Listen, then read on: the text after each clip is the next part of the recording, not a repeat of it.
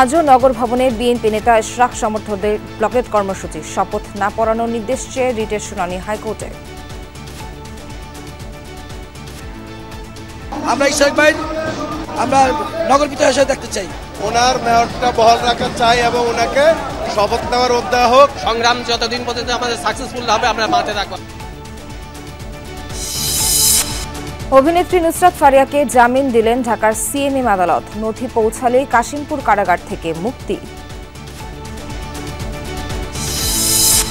বাংলাদেশে ইলন মাস্কের স্টারলিংকের আনুষ্ঠানিক যাত্রা শুরু, 300 MB পর্যন্ত আনলিমিটেড ডেটা স্পিড পাবেন গ্রাহকরা, মাসিক খরচ সর্বনিম্ন 4200 টাকা। নতুন অর্থ বছরে ঘোষণা হবে মহার্ঘ ভাতা, নিশ্চিত করলেন অর্থ উপদেষ্টা, বললেন এখনও ঠিক হয়নি পরিমাণ। দেশের বিভিন্ন জায়গায় থেমে থেমে বৃষ্টি, রংপুরে তলিয়ে গেছে নিম্নাঞ্চলের ফসলি জমি, সিলেট শহরে দেখা দিয়েছে জলাবদ্ধতা। পানির জন্য তো ক্লাস করতেই পারতেছি না, একটু বৃষ্টি হলেই এখানে জলাবদ্ধ হয়ে যায়, খুবই কষ্ট, যাতায়াতও কষ্ট, এরপরে রোগীরা নিয়ে যাইতেও কষ্ট। যুক্তরাষ্ট্র সহ মিত্রদের চাপে গাজায় ত্রাণ ঢুকতে দিয়েছে ইসরায়েল, জানালেন নেতানিয়াহু, নতুন করে হামলায় আরও 60 ফিলিস্তিনির মৃত্যু।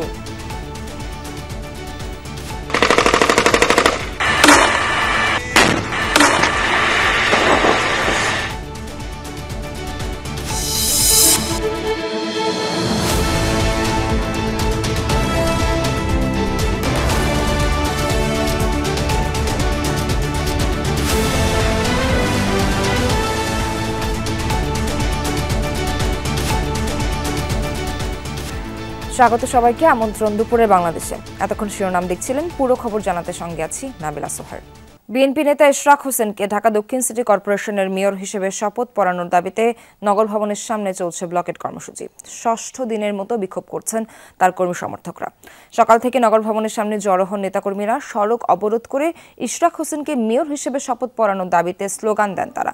গুলিস্তান সহ আশপাশের বেশ কিছু শাখা সড়ক বন্ধ থাকায় জনদুর্ভোগ সৃষ্টি হয়। গত ২৭ মার্চ ইশরাককে মেয়র ঘোষণা করে রায় দেন ঢাকার প্রথম যুগ্ম জেলা জজ ও নির্বাচনী ট্রাইব্যুনাল। রায়ের পর ইশরাক হোসেনকে ঢাকা দক্ষিণ সিটির মেয়র ঘোষণা করে ২৭ এপ্রিল গেজেট প্রকাশ করে নির্বাচন কমিশন, কিন্তু আটকে যায় তার শপথ।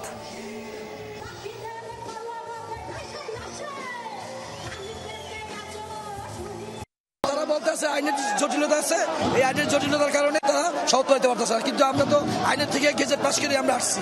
ওনার মেয়রটা বহাল রাখা চাই এবং ওনাকে শপথ নেওয়ার অধ্যায় হোক, উনি জনগণের খেদমত করুক। আমাদের আজকে দাবি অনতি বিলম্বে ইশরাক হোসেনকে ঢাকা দক্ষিণের মেয়র হিসাবে ঘোষণা করা হোক। ঢাকা দক্ষিণ সিটি কর্পোরেশনের মেয়র হিসেবে বিএনপি নেতা ইশরাক হোসেনকে শপথ না পড়ানোর নির্দেশনা চেয়ে রিটের শুনানি চলছে। নগর ভবনের সামনে ব্লকেট কর্মসূচি সম্পর্কে জানাতে যোগ দিচ্ছেন সহকর্মী আশিক মাহমুদ। সবশেষ জানবো আশিকের কাছ থেকে। আশিক, নগর ভবনে বিভিন্ন কাজে আগতরা কি তাদের কাঙ্ক্ষিত সেবা পাচ্ছেন, আর এই মুহূর্তে যান চলাচলের অবস্থা কেমন দেখছেন সেখানে? ধন্যবাদ। নগর ভবনের সকল সেবা বন্ধ রয়েছে, কারণ ইশরাকের যারা কর্মী সমর্থক তারা গত কয়েকদিন ধরেই কিন্তু নগর ভবনের বিভিন্ন কক্ষে তালা ঝুলিয়ে এই নগর ভবনের যে সামনের যে সড়ক রয়েছে সেই সড়কের সামনে ব্লকেট কর্মসূচি পালন করছে। এবং নগর ভবনের সামনের যে একদম মূল ফটকটি রয়েছে সেই মূল ফটকের সামনে 3টি ট্রাক দিয়ে একটি অস্থায়ী মঞ্চ করা হয়েছে। সেই মঞ্চের থেকেই এই যে ব্লকেট কর্মসূচি সেটি পরিচালনা করা হচ্ছে। এবং গত কয়েকদিন ধরে এখানে কনসার্ট চলছে, গান বাজনা চলছে, এবং ইশরাকের যারা কর্মী সমর্থক তারা এই নগর ভবনের সামনের যে সড়ক সেই সড়কটি পুরোটা আটকে দিয়েছে এবং এই ইশরাকের কর্মী সমর্থকরা তারা অবস্থান করছেন। এবং তাদের দাবি, তারা বারবারই বলছেন যে আদালত যেহেতু ইশরাককে বৈধ মেয়র হিসেবে ঘোষণা করেছে, শপথ পড়াতে বলেছে, সেহেতু ইশরাককে যতক্ষণ পর্যন্ত মেয়র হিসেবে শপথ দিয়ে যাবে। এবং তারা নগর পিতা হিসেবে, ঢাকা দক্ষিণ সিটি কর্পোরেশনের নগর পিতা হিসেবে ইশরাককে দেখতে চান, হিসাবে ইশরাককে দেখতে চান। সে কারণেই কিন্তু আমরা দেখেছি সকাল থেকেই ঢাকা শহরের বিভিন্ন থানা, বিভিন্ন ওয়ার্ড থেকে বিএনপির বিভিন্ন পর্যায়ের নেতাকর্মী যারা রয়েছেন তারা খণ্ড খণ্ড মিছিল সড়কে তারা অবস্থান নিয়েছেন। যে রাস্তা রয়েছে সেই রাস্তা কিন্তু বন্ধ রয়েছে, এতে করে যান চলাচল বন্ধ রয়েছে এই সড়কে, এতে করে মানুষের ভোগান্তিও হচ্ছে। তারপরেও এখানে যারা রয়েছেন তারা বলছেন যে এই ভোগান্তির কথা বিবেচনা করে হলেও সিলেট থেকে এসেছে খালি ইশরাক ভাইয়ের জন্য। সিটি কর্পোরেশনের দক্ষিণ সিটি কর্পোরেশনের দায়িত্ব বুঝিয়ে দেওয়া হোক। কিন্তু জানাতে চাই যে এই মুহূর্তে আসলে সাংস্কৃতিক অনুষ্ঠান চলছে, অর্থাৎ গান বাজনা চলছে। এখানে বেশ কিছু শিল্পীরা এসেছেন, তারা গান করছেন এবং এর বাইরে যারা ইশরাকের যারা কর্মী সমর্থক রয়েছেন তারা এই গানের তালে নেচে গিয়ে, কারণ কিছুক্ষণ আগে বৃষ্টি হয়েছে, সেই বৃষ্টির মধ্যে আমরা দেখতে পাচ্ছি ইশরাকের যারা কর্মী সমর্থক তারা কিন্তু তাদের আন্দোলন চালিয়ে যাচ্ছেন। তাদের যে ব্লক কর্মসূচি এবং তারা বলছেন যে তারা যতক্ষণ পর্যন্ত ইশরাককে আদালতের আদেশ মেনে শপথ বাক্য পাঠ করানো না হবে ততক্ষণ পর্যন্ত তাদের এই যে ব্লকেট কর্মসূচি, এই যে আন্দোলন সেটি কিন্তু চলবে। একটু জানাতে চাই, ষষ্ঠ দিনের মতো কিন্তু এই আন্দোলন চলছে, অর্থাৎ গতকাল পঞ্চম দিনের মতো তারা এইভাবে আন্দোলন চালিয়েছে, টানা ব্লকেট কর্মসূচি করেছে। আজ ষষ্ঠ দিনের মতো সেই ব্লকেট কর্মসূচি চলছে। বলতে চাই এই ষষ্ঠ দিনেই কিন্তু এই যে নগর ভবনের যে কার্যক্রম, সাধারণ মানুষ সেবা গ্রহীতা যারা, সে সকল সেবা কার্যক্রম কিন্তু বন্ধ রয়েছে। সবকিছু মিলে বলা যায় যে এই পাশের যে অঞ্চলটি পুরো স্থবির হয়ে রয়েছে, সবকিছু ব্লকের কর্মসূচি চলছে। এখন মনে হচ্ছে কর্মসূচি চলবে। আশিক জানাচ্ছিলেন ব্লকের কর্মসূচির সবশেষ। ধন্যবাদ আপনাকে। ঢাকা দক্ষিণ সিটি কর্পোরেশনের মেয়র হিসেবে বিএনপি নেতা ইশরাক হোসেনকে শপথ না পড়ানোর নির্দেশনা চেয়ে রিটের শুনানি চলছে। বিচারপতি মোহাম্মদ আকরাম হোসেন চৌধুরী ও বিচারপতি দেবাশিস রায় চৌধুরীর হাইকোর্ট বেঞ্চে রিট আবেদনটির শুনানি হচ্ছে।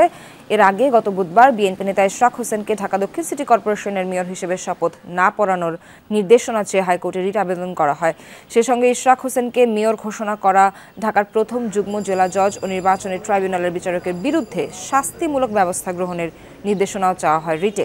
হাইকোর্টে রিট আবেদনটি করেন ঢাকা দক্ষিণ সিটি কর্পোরেশনের বাসিন্দা মোহাম্মদ মামুনুর রশিদ।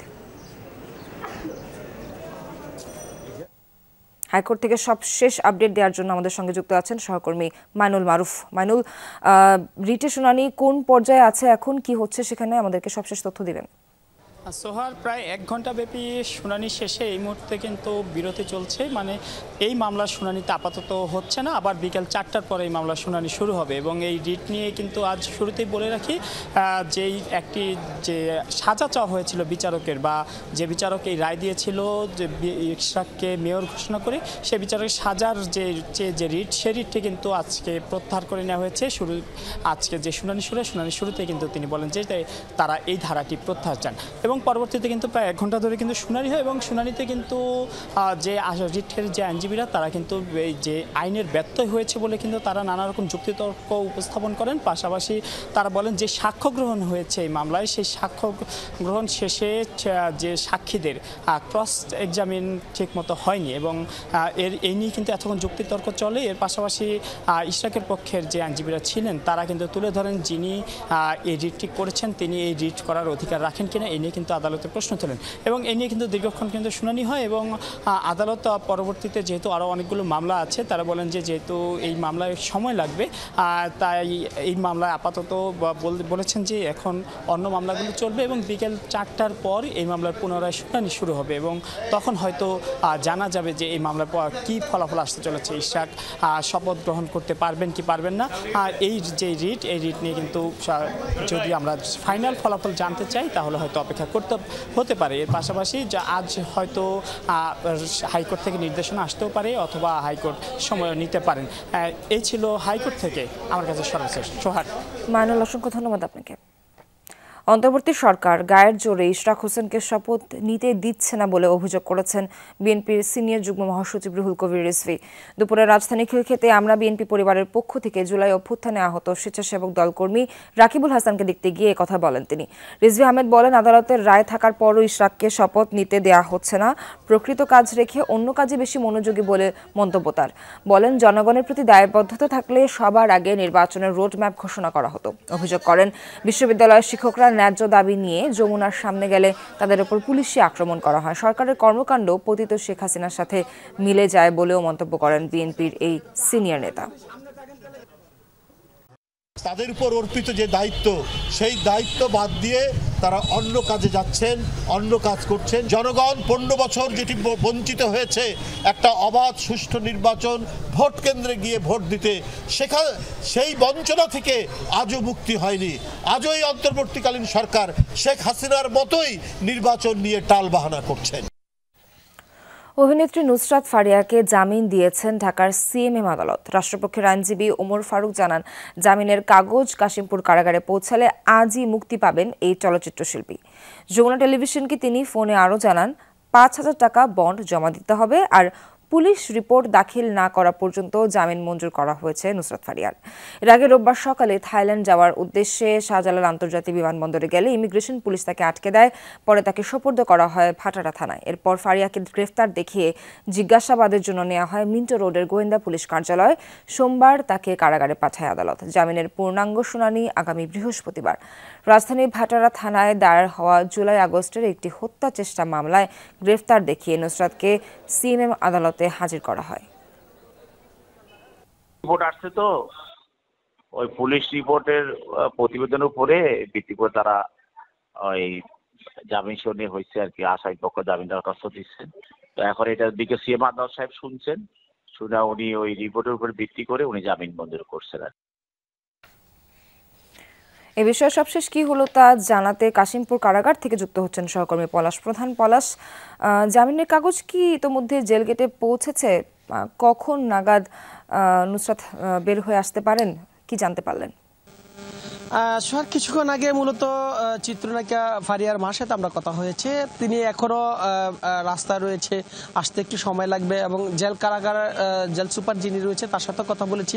তিনি যে বিষয়টি বলছে, অর্থাৎ ফারিয়ার মা যতক্ষণ পর্যন্ত আসবে কিনা বাকি যে কাগজপত্রগুলি রয়েছে সেই কাগজপত্রগুলি দেখে যে কাশিমপুর কারাগারে যে বাকি যে প্রসেসিংগুলি রয়েছে সেই প্রসেসিংগুলি বের হতে অনেকটাই সময় লাগবে। যে জন্য আমরা দেখছি যে এখন পর্যন্ত তাদের যে ভক্ত এবং বিভিন্ন আত্মীয় স্বজন যারা রয়েছে তারা কিন্তু আসলে এই কাশিমপুর কারাগার মূল ফটকে এসে পৌঁছেছে। অর্থাৎ সবকিছু মিলে যদি বলি সেক্ষেত্রে বলবো সময় লাগবে। কিছুক্ষণ গাজীপুর মেট্রোপলিটন পুলিশের ঊর্ধ্বতন কর্মকর্তার সাথে কথা বলছি। তিনি বলছে যে নুসরাত ফারিয়ার বের হওয়ার জন্য যে নিরাপত্তা বলয়, সেই নিরাপত্তা বলয়ের জন্য কিন্তু গাজীপুর মেট্রোপলিটন পুলিশের গোয়েন্দা সংস্থা এবং পোশাকধারী যেটি রয়েছে আসলে অতিরিক্ত মোতায়েন করা হয়েছে। এবং পুরো কাশিমপুর কারাগারে যে ফটকগুলি রয়েছে সেই ফটকে কিন্তু আমরা দেখেছি যে অতিরিক্ত প্রশাসন এবং গোয়েন্দা সংস্থা আসলে নজরদারিতে রাখছে। অর্থাৎ সবকিছু মিলে যদি এই বলি যে তার ভক্ত সহ তার আত্মীয় স্বজন কিন্তু আসলে তাকে বরণ করার জন্য বিভিন্নভাবে ফুল এবং বিভিন্নভাবে গাড়ি সজ্জিত করে রাখা হয়েছে। হয়তোবা সেটি ঘন্টা থেকে 1.5 ঘন্টার মধ্যে বের হওয়ার সম্ভাবনা রয়েছে। তারপর আমরা হয়তোবা দেখাতে পারবো যে আসলে নুসরাত ফারিয়া যেভাবে বের হয় সেটা আমরা আবারও যুক্ত হয়ে এসে তাদেরকে দেখাতে পারবো। তবে তার মায়ের সাথে যোগাযোগ করেছি। তার মা যে বিষয়টি বলছে যে এখনো ঢাকায় রয়েছে, সেটি আসলে রাস্তা আসছে, তার আইনজীবী সহ তার আত্মীয় স্বজনরা আসছে, এবং যারা বাকি যে আত্মীয় স্বজন তারা কিন্তু আসলে সকাল 10টার পর থেকে কিন্তু অপেক্ষা করছে তার মা আসলে যে বাকি যে কাগজপত্রগুলি রয়েছে আইনি যে প্রসেস সেই প্রসেসটি আসলে শেষ হবে। এরপর হয়তো আমরা সেই বিষয়টা আসলে দেখানোর চেষ্টা করব। পলাশ, অনেক অনেক ধন্যবাদ। আনুষ্ঠানিকভাবে বাংলাদেশে কার্যক্রম শুরু করেছে স্যাটেলাইট ইন্টারনেট সেবাদাতা প্রতিষ্ঠান স্টারলিংক। পাওয়া যাবে 2টি প্যাকেজের সুবিধা। থাকবে না স্পিড ও ডেটা লিমিট। গ্রাহকরা 300 MBPS পর্যন্ত গতির আনলিমিটেড ডেটা ব্যবহার করতে পারবেন। দুপুরে ফরেন সার্ভিস একাডেমিতে ব্রিফিংয়ে প্রধান উপদেষ্টা ডাক, টেলিযোগাযোগ ও তথ্য প্রযুক্তি বিষয়ক বিশেষ সহকারী ফয়েজ আহমেদ তৈয়ব আরও জানান, স্টারলিংকে সরকার কোনো ভর্তুকি দেবে না। স্টারলিংক স্থানীয় গেটওয়ে ব্যবহার করবে, এতে ইন্টারনেট সেবায় সার্বভৌমত্ব ক্ষুণ্ণ হবে না। ফয়েজ আহমেদ জানান, প্রাথমিকভাবে স্টারলিংক রেসিডেন্স ও রেসিডেন্স লাইট নামে 2টি প্যাকেজ নিয়ে যাত্রা শুরু করলো। এর মধ্যে রেসিডেন্সিয়াল প্যাকেজের মাসে খরচ 6,000 আর রেসিডেন্সিয়াল লাইট প্যাকেজের মাসে খরচ 4,200 টাকা। তবে উভয় প্যাকেজের জন্যই গ্রাহকদের 47,000 টাকা এককালীন যন্ত্রপাতির খরচ বহন করতে হবে। সরকারি চাকরিজীবীরা মহার্ঘ ভাতা পেতে যাচ্ছেন এমন ইঙ্গিত দিয়েছেন অর্থ উপদেষ্টা ডক্টর সালেউদ্দিন আহমেদ। মঙ্গলবার দুপুরে সচিবালয়ে সরকারি ক্রয় সংক্রান্ত উপদেষ্টা পরিষদ কমিটির বৈঠক শেষে সাংবাদিকদের প্রশ্নের জবাবে তিনি এই কথা বলেন। উপদেষ্টা জানান, মহার্ঘ ভাতার বিষয়টি সক্রিয়ভাবে বিবেচনা করছে সরকার। হয়তো একটু সময় লাগবে, কিন্তু হওয়ার সম্ভাবনা মোটামুটি বলে জানান তিনি। সরকার কখন থেকে দিতে পারবে, কতদিনে দিতে পারবে, এর জন্য কমিটিকে দায়িত্ব দেওয়া হয়েছে বলে জানান তিনি। অর্থ উপদেষ্টা জানান, আজকের বৈঠকে এলএনজি সহ কয়েকটি পণ্য তাড়াতাড়ি আমদানি করার অনুমোদন দেওয়া হয়েছে। এছাড়া উপদেষ্টা ও সমপদমর্যাদা সম্পন্ন ব্যক্তিদের ব্যবহারের জন্য 25টি গাড়ি কেনার জন্য নীতিগত অনুমোদনের সুপারিশ করেছে অর্থনৈতিক বিষয় সংক্রান্ত উপদেষ্টা কমিটি।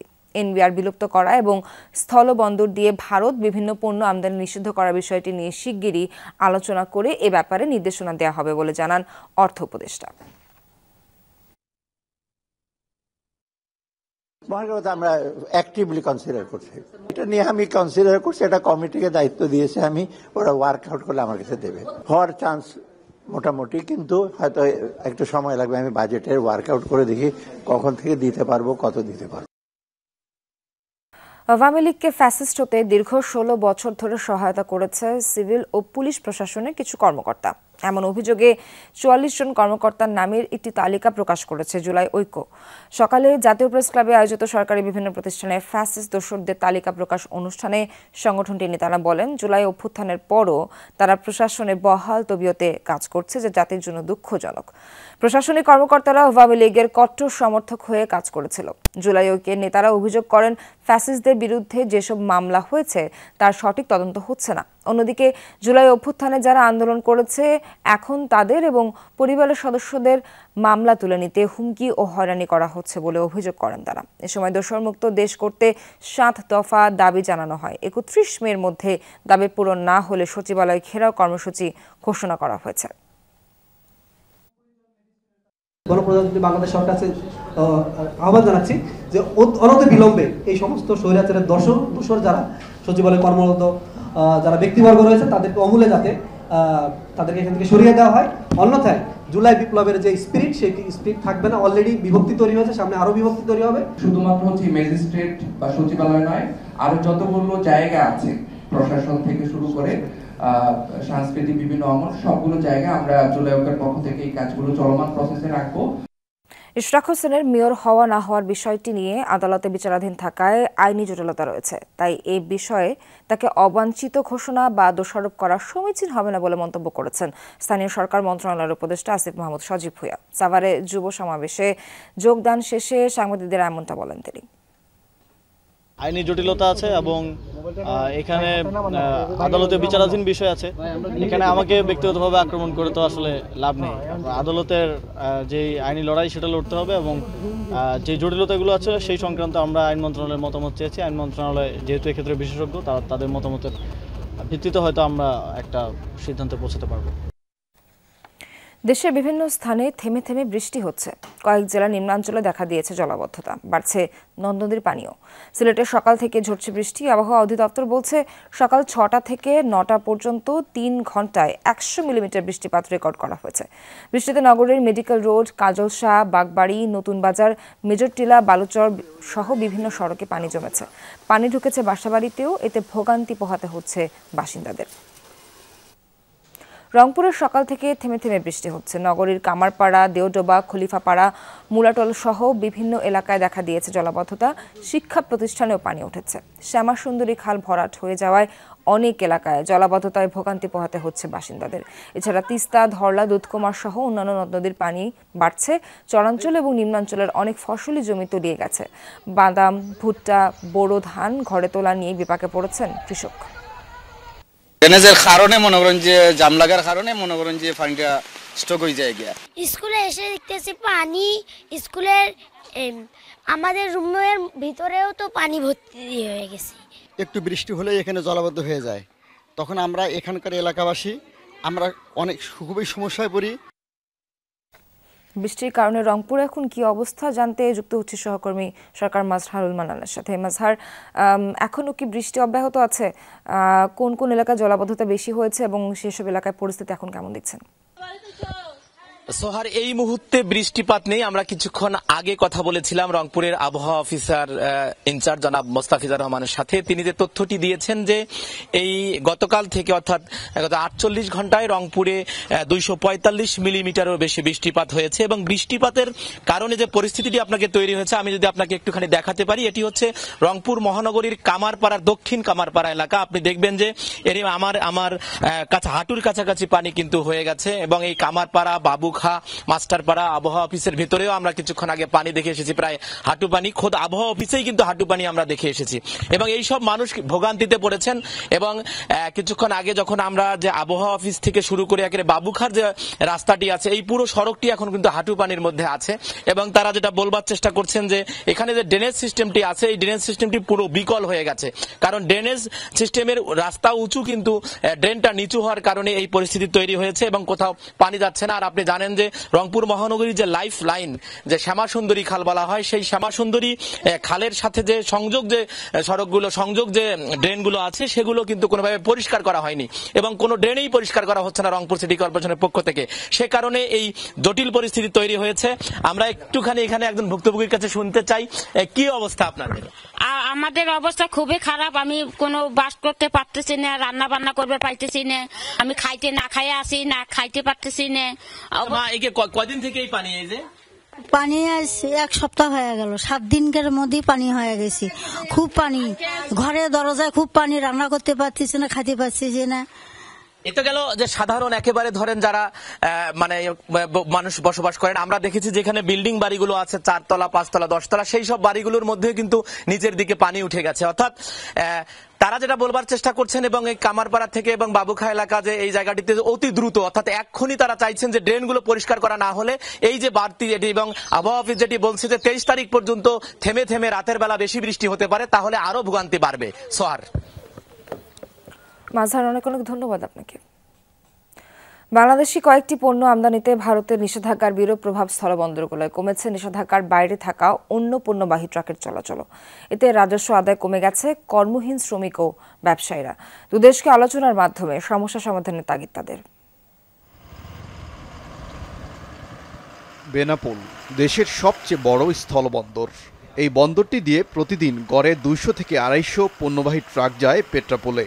বাংলাদেশি কয়েকটি পণ্য আমদানিতে ভারতের নিষেধাজ্ঞার পর বদলেছে সেই চিত্র। বন্দর সংশ্লিষ্টদের তথ্যমতে বর্তমানে প্রতিদিন গড়ে 100 থেকে 120টি ট্রাক আসা যাওয়া করছে ভারতের পেট্রাপোলে। এর মধ্যে নেই নিষেধাজ্ঞা দেয়া পণ্যের ট্রাক। যেগুলোর এলসি পুরনো, সেগুলো পাঠানোর চেষ্টা চলছে। প্রায় 3000 3500 শ্রমিক আছে এবং কর্মচারী আছে 2000। এইভাবে যদি কর্মকাণ্ড আস্তে আস্তে কমে যায়, আমাদেরকে বাড়ি চলে যেতে হবে। আমাদের পর খুব মানে চাকরিজীবী যারা রয়েছে, আমরা কর্মজীবী লিভার এর শ্রমিক রয়েছে, এদের আমাদের খুব কষ্টকর হয়ে যাচ্ছে। গত অর্থবছরে বেনাপোল দিয়ে 17,659 কোটি টাকার পণ্য রফতানি হয়েছিল। গত 6 মাসে রফতানি হয়েছে 11,577 কোটি টাকার পণ্য। নিষেধাজ্ঞার প্রভাব পড়ছে আমদানি রফতানি বাণিজ্যে, কমছে রাজস্ব আদায়। স্থলপথে আমদানি করলে একজন ব্যবসায়ীর যে অর্থনীতি সাশ্রয় হয়, সেটা আজ প্রায় হুমকির মুখে। ছোট এবং মাঝারি ব্যবসায়ীগণ এদের দ্বারা সম্ভব না যে নৌপথে এবং বিমানপথে এদের তৈরি পোশাক রপ্তানি করে মানে একটা তৈরি করবে। দুই দেশের কর্তৃপক্ষ পর্যায়ে এর সুন্দর পরিবেশে আশু সমাধানের জন্য আমি জোর দাবি রাখছি। একই অবস্থা লালমনিরহাটের বুড়িমারি, সাতক্ষীরার ভোমরাসহ বিভিন্ন স্থলবন্দরে। আটকা গার্মেন্টস, প্রক্রিয়াজাত খাদ্য, সুতাসহ আমদানি নিষেধাজ্ঞার তালিকায় থাকা পণ্যবাহী ট্রাক। অনেক গাড়ি আবার ফেরত পাঠানো হচ্ছে। এখানে আসার পরে গাড়ি হঠাৎ ইন্ডিয়ায় আটকের কারণে আমাদের গাড়ি খালি হচ্ছে না, আমরা গাড়ি নিয়ে দাঁড়ায় আছি। রাত্রে ঘুম পাড়তে পারি না, চুর ভয়, চুরি লাগা, নানান সমস্যা আছে আর কি। আমরা এই কাজগুলো যদি বন্ধই রাখা হয়, এটা আগে থেকে জানান দিয়ে করলে আমরা একটু এই ভোগান্তির মধ্যে আমাদেরকে পড়তে হতো না।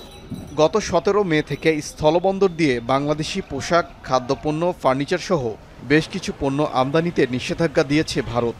এর আগে আকাশপথে তৃতীয় দেশে পণ্য রফতানির জন্য বাংলাদেশের ট্রান্সশিপমেন্ট সুবিধা বন্ধ করে দেয় প্রতিবেশী দেশটি। ওবায়দুর রহমান, যমুনা নিউজ। এনবিআর বিলুপ্ত করে 2টি পৃথক বিভাগ করার প্রতিবাদে টানা 5 কর্মদিবসে কলম বিরতির পর আজ থেকে স্বাভাবিক হয়েছে চট্টগ্রাম কাস্টম হাউসের কার্যক্রম। কাজে ফেরেছেন রাজস্ব কর্মকর্তা কর্মচারীরা। সকাল থেকেই প্রতিটি শাখায় সেবা প্রার্থীদের ভিড়। ম্যানুয়ালি আউটপাস নথিপত্রের কার্যক্রম চললেও সার্ভার জটিলতার কারণে অনলাইনে বিল অব এন্ট্রি দাখিল ও শুল্কায়নের গতি কমেছে।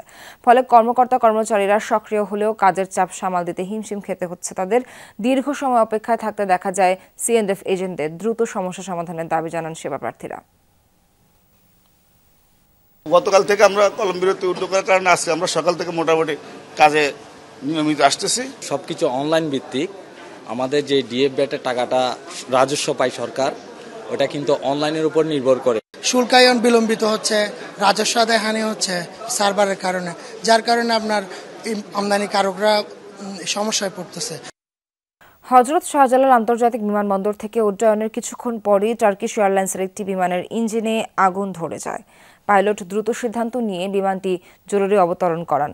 বেসামরিক বিমান চলাচল কর্তৃপক্ষ জানায় সকাল 7টার দিকে তুরস্কের ইস্তাম্বুলের উদ্দেশ্যে উড্ডয়ন করে TK713 ফ্লাইটটি। উড্ডয়নের 15 মিনিট পরই বিমানের একটি ইঞ্জিনে স্পার্ক লক্ষ্য করেন পাইলট। তিনি বিমানটি ফিরিয়ে আনেন এবং আকাশে প্রায় 1.5 ঘন্টা চক্কর দিয়ে জ্বালানি খরচের পর সকাল 8:15 নিরাপদে জরুরি অবতরণ করে। 290 যাত্রীর সবাই নিরাপদে আছেন। পরীক্ষার পর দেখা গেছে পাখির আঘাতে একটি ইঞ্জিন ক্ষতিগ্রস্ত হয়। যাত্রীদের বিমান থেকে নামিয়ে হোটেলে পাঠানো হয়েছে। তাদের যাত্রার বিকল্প ব্যবস্থার বিষয়ে এয়ারলাইন্স কর্তৃপক্ষ প্রয়োজনীয় পদক্ষেপ নিচ্ছে। রাজধানীতে বাংলাদেশ সেনাবাহিনীর সন্ত্রাস বিরোধী অভিযানে 4টি অবৈধ অস্ত্র, 28টি গোলাবারুদ সহ 10 সন্ত্রাসীকে গ্রেপ্তার করা হয়েছে। সোমবার মধ্যরাতে পরিচালিত হয় অভিযান, যার নেতৃত্ব দেয় বাংলাদেশ সেনাবাহিনীর 86 স্বতন্ত্র সিগন্যাল ব্রিগেডের ভাসান টেক সেনা ক্যাম্প। বিশেষ এই অভিযানে রাজধানী মাটিকাটা এলাকা থেকে অবৈধ অস্ত্র ও গোলাবারুদ উদ্ধার করা হয়। অভিযানে কুখ্যাত হিটলু বাবু গ্যাংয়ের 10 সদস্যকে গ্রেপ্তার করা হয়েছে। এদিকে চট্টগ্রাম জেলার চন্দনাইশ উপজেলায় অবৈধ গ্যাস ক্রস ফিলিং কারখানায় অভিযান চালিয়েছে এএসইউ।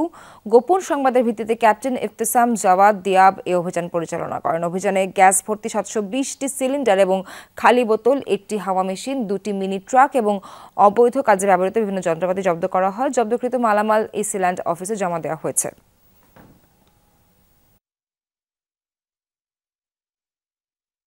নারী নির্যাতন মামলার সঙ্গীত শিল্পী মাইনুল আহসান নোবেলকে গ্রেপ্তার করেছে ডেমরা থানা পুলিশ। গতকাল রাতে রাজধানীর ডেমরা এলাকা থেকে গ্রেপ্তার করা হয় তাকে। পুলিশ জানায়, এক নারীর ধর্ষণ, পর্নোগ্রাফি ও নির্যাতনের অভিযোগে দায়ের করা মামলায় রাত 2টার দিকে সারুলিয়া থেকে তাকে গ্রেপ্তার করা হয়। সোমবার রাতে ইডেন মহিলা কলেজের ওই ছাত্রী মামলাটি দায়ের করেন। এজাহারে ওই ছাত্রী অভিযোগ করেন নোবেল তাকে অপহরণ করে ধর্ষণ করেছেন। এর আগে 2023 সালে নোবেলকে গ্রেপ্তার করেছিল ডিবি পুলিশ। প্রতারণার অভিযোগে এক মামলায় সেবার গ্রেপ্তার হন তিনি। ভারতের জি বাংলার সারেগামাপা রিয়েলিটি শো থেকে পরিচিতি পান নোবেল। রাজনৈতিক দলের নিবন্ধন আইনের বিরোধিতা করেছে বিপ্লবী গণজোট। সকালে নির্বাচন কমিশনের সাথে বৈঠক শেষে বিষয়ে জানান জোটের প্রধান সমন্বয়ক আব্দুল মোনেম। বলেন, আন্তর্জাতিক আইনে রাজনৈতিক দলের নিবন্ধন আরও সহজ হয়ে থাকে। আওয়ামী লীগ সরকার দেশকে ভারতের অঙ্গরাজ্য হিসেবে প্রতিষ্ঠা করতে এই আইন করেছিল বলেও দাবি করেন তিনি। বলেন, নিবন্ধন প্রক্রিয়া সহজ করলে ব্যাঙের ছাতার মতো দল গড়ে ওঠার সম্ভাবনা নিয়ে আলোচনা হয়েছে। এই পরিস্থিতি ঠেকাতে নির্বাচনে জামানতের বদলে অফেরতযোগ্য প্রার্থিতা ফি ধার্যের পরামর্শ দেওয়া হয়েছে। ভোটে আস্থা ফিরিয়ে আনতে ও জাল ভোট মুক্ত নির্বাচন করতে নির্বাচন কমিশনকে বেশ কিছু সুপারিশ করেছে বিপ্লবী গণজোট। বাংলাদেশে এই ব্যবস্থাটা করা হয়েছে মূলত যাতে করে বাংলাদেশটাকে ভারতের একটা অঙ্গরাজ্য হিসাবে ভবিষ্যতে প্রতিষ্ঠা করা যায়। সেই উদ্দেশ্য নিয়ে এই আইনটা করা হয়েছিল। আমরা এই আইনের বিরুদ্ধে আলোচনা করেছি কিভাবে এটাকে রিপ্লেস করা যায়, কি করা উচিত। যেরকম আমাদের দেশে 78 সাল পর্যন্ত আইনটা ছিল শুধুমাত্র কেন্দ্রীয় কমিটি, কেন্দ্রীয় অফিস এবং গঠনতন্ত্র, আমরা সেটা চেয়েছি। সাতক্ষীরা সংরক্ষিত নারী আসনের সাবেক সংসদ সদস্য এবং জেলা আওয়ামী লীগের শিক্ষা ও মানব সম্পদ বিষয়ক সম্পাদককে গ্রেফতারের পর আদালতের মাধ্যমে কারাগারে পাঠিয়েছে পুলিশ। দুপুর 1টার দিকে তাকে চিফ জুডিশিয়াল ম্যাজিস্ট্রেট আদালত থেকে কারাগারে পাঠানো হয়। এর আগে সোমবার রাত 2:30 নাগাদ নিজ বাড়ি থেকে লায়লা পারভিনকে গ্রেফতার করা হয়। সকালে তাকে জেলার চিফ জুডিশিয়াল ম্যাজিস্ট্রেট আদালতে নেওয়া হয়। পুলিশ জানায়, তাকে ছাত্র জনতার অভ্যুত্থানে নাশকতার মামলায় গ্রেফতার দেখানো হয়েছে। চলতি বছরের 18 ফেব্রুয়ারি পুলিশ বাদী হয়ে মামলাটি দায়ের করে।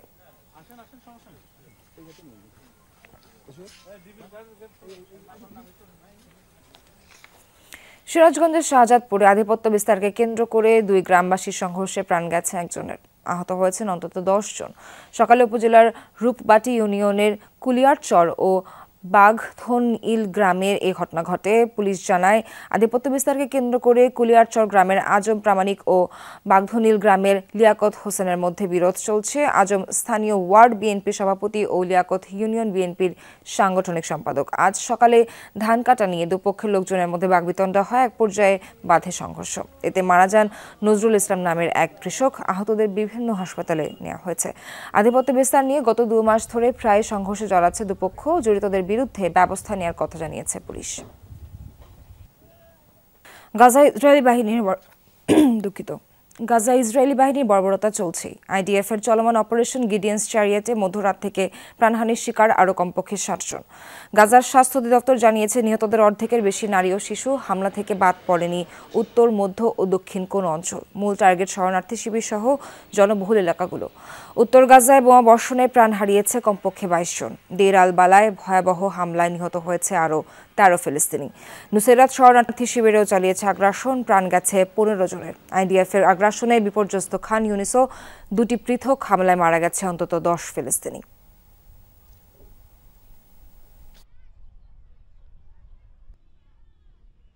গাজা ইস্যুতে ইসরায়েলের ওপর আন্তর্জাতিক চাপ বাড়ছেই। এবার তেল আবিবের বিরুদ্ধে শক্ত অবস্থান নিল যুক্তরাজ্য, ফ্রান্স ও কানাডা।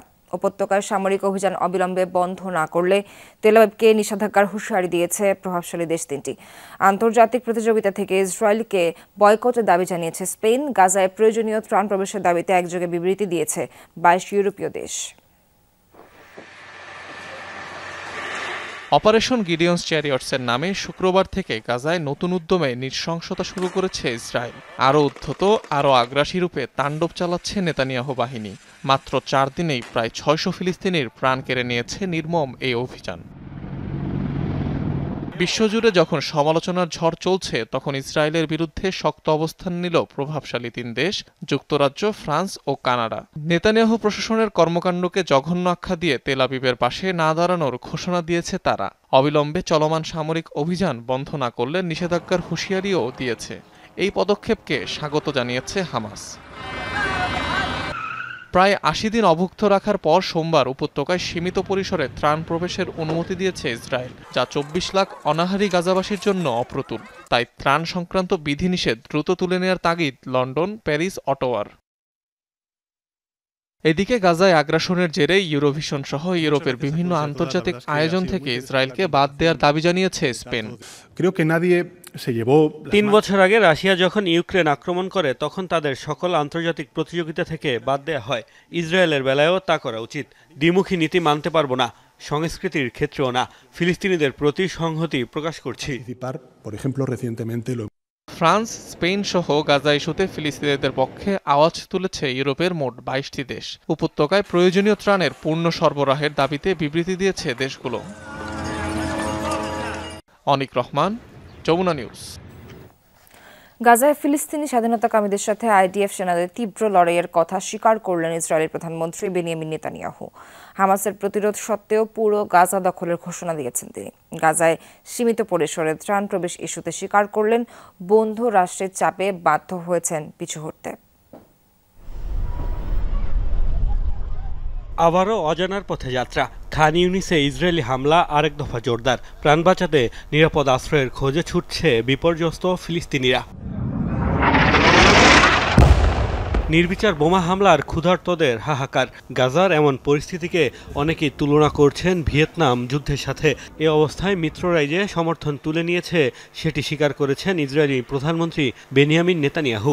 নিজেই জানিয়েছেন, এতদিন যারা অস্ত্র আর অকুণ্ঠ সমর্থন দিয়ে সহায়তা দিয়ে আসছিল, তারাও এখন ক্ষুধার্ত ফিলিস্তিনিদের দুর্বিষহ অবস্থা দেখে মুখ ফিরিয়ে নেয়ার সিদ্ধান্ত নিয়েছে।